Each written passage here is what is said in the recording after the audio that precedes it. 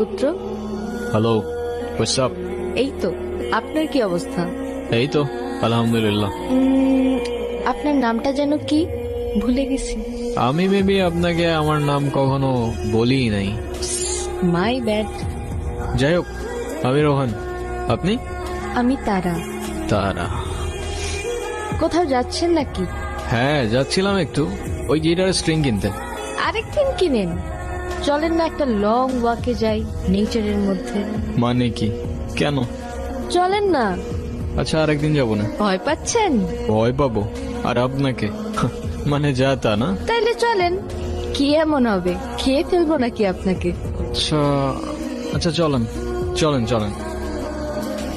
আপনার ভয়েসটা কিন্তু মাশাআল্লাহ, কিন্তু আপনি কি সারাক্ষণ এই গিটারটা নিয়ে ঘুরঘুর করেন? একজন আর্টিস্ট তার আর্ট আর ইনস্ট্রুমেন্ট ছাড়া আর কি নিয়ে ঘুরঘুর করবে বলেন? তবে সত্যি বলতে এই গিটারটা একটু স্পেশাল। আমার যখন 6 বছর বয়স, আমার জন্মদিনে আমার মা গিফট করছিল এটা। এমনিতে আপনার ক্যারিয়ার নিয়ে প্ল্যান কি? মিউজিক। আচ্ছা, আর ব্যাকআপ প্ল্যান? মিউজিক। আপনি আপনার প্যাশন নিয়ে অনেক সিরিয়াস মনে হচ্ছে। প্যাশন বাদ দাও, মিউজিকের